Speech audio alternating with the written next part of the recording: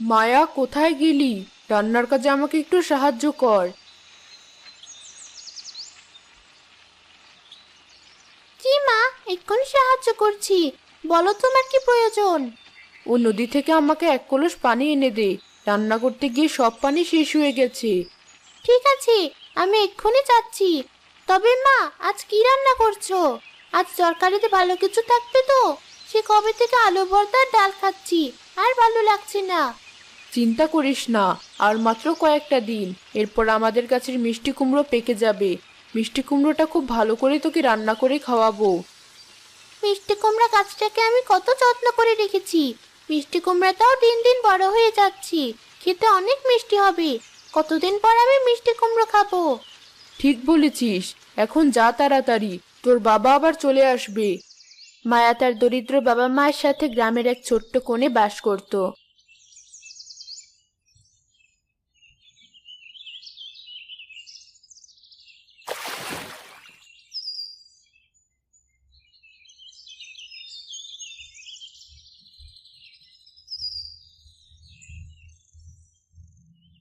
পানি তো ভরা শেষ হয়ে গেছে। এখন মায়ের কাছে যাওয়ার আগে একটু বাড়ির পিছনে কুমড়ো গাছটা দেখে আসি। আজকে সারাদিন একবারও কুমড়োটাকে দেখা হয়নি।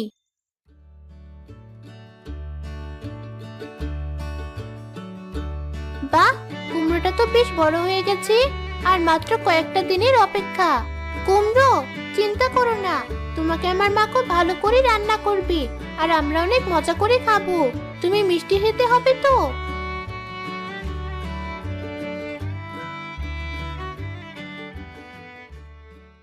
আমার মেয়ে কোথায়?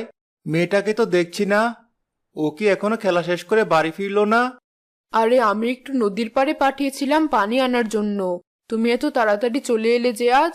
কি আর করার, জমিদারের বাড়িতে তেমন কোনো কাজ নেই, এর জন্য আমাকে পাঠিয়ে দিল তাড়াতাড়ি। দিন মজুরিটা পর্যন্ত আজ পেলাম না, কারণ সারাদিন বসেই ছিলাম। এ কেমন কথা? আজ দুদিন যাবত তুমি কোনো দিনমজুরি পাওনি। এভাবে চলতে থাকলে কি করে হবে? মেয়ের লেখাপড়ার খরচটা তো অন্তত পক্ষে চালাতে হবে। খাওয়া দাওয়া না হয় কমিয়ে আমরা কোনো রকমে দিন কাটিয়ে দেব। দেখি কি করা যায়। জমিদারের বাড়ি ছাড়া তো অন্য কোথাও গ্রামে কাজের কোনো ব্যবস্থা নেই। বাবা, তুমি চলে এসেছো। আমি মাত্র বাড়ির পেছনের কুমড়োটাকে দেখে এলাম। কি সুন্দর হয়েছে। তাই নাকি? এটা অদ্ভুত ব্যাপার। এখন কিন্তু কুমড়ার সময় না, মিষ্টি কুমড়া হওয়ার সময় আরো পরে। তবে আমাদের এই মিষ্টি কুমড়া গাছে কি করে এত তাড়াতাড়ি মিষ্টি কুমড়া হলো, আমি বুঝতে পারছি না। বুঝতে পারছো না মানে? আমি মিষ্টি কুমড়া গাছটার অনেক যত্ন নিই। এজন্যই সবার আগে আমাদের বাড়িতে মিষ্টি কুমড়া হয়েছে। হয়েছে, এবার হাত মুখ ধুয়ে খেতে বস। তোর বাবাও চলে এসেছে যেহেতু, সবাই একসাথে খাবার খেয়ে নিব।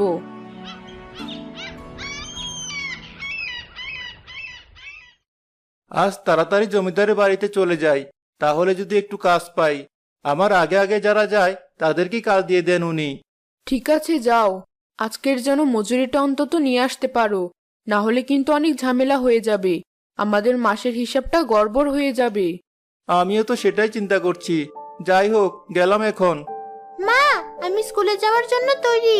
স্কুলে গেলাম। সাবধানে স্কুলে যাস।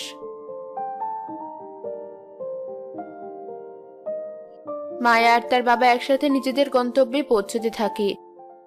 রাস্তায় মায়ের সাথে তার বান্ধবীর দেখা হয়। কি রে মায়া, তোকে আজ দেখতে খুবই খুশি মনে হচ্ছে। কি এমন হয়েছে? ক্লাসের পড়া কি সব মুখস্থ করে ফেলেছিস? পড়া তো আমি মুখস্থ করেছি, তবে আমি অন্য কারণে খুশি। তোকে বলেছিলাম আমাদের সেই মিষ্টি কুমড়ো গাছের কথা। সে গাছে খুব বড় একটা মিষ্টি কুমড়া ধরেছে।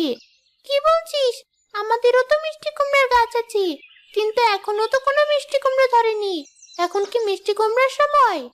সেটাই তো অবাক করা বিষয়। আমার মিষ্টি কুমড়া গাছ কোনো সাধারণ মিষ্টি কুমড়া গাছ না। অনেক আদর যত্ন করে বড় করেছি। এজন্যই হয়তো এত তাড়াতাড়ি আমাদের কাছে মিষ্টি কুমড়া ধরেছি। তোর কপাল ভালো, ক্লাসেও সবার আগে পড়া তোর মুখস্থ হয়, আর সবচেয়ে ভালো রেজাল্ট করিস।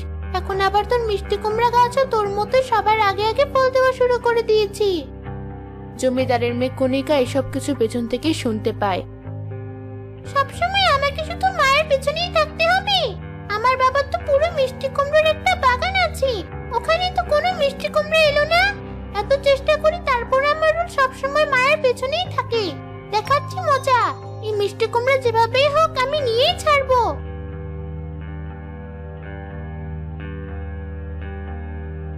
ছুটি হলে কণিকা তার বাড়িতে ফিরে বলতে শুরু করে,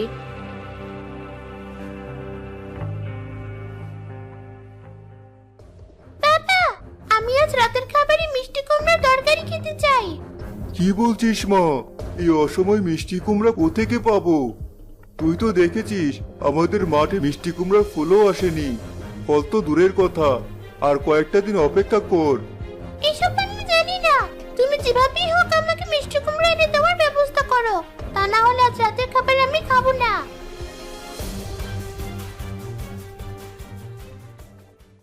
মেয়েটা যেহেতু বলছে একটু খুঁজে দেখো, হয়তো গ্রামের কারো বাড়িতে মিষ্টি কুমড়া হয়েছে। তা না হলে মিষ্টি কুমড়ার কথা হঠাৎ করে কেন মনে করলো?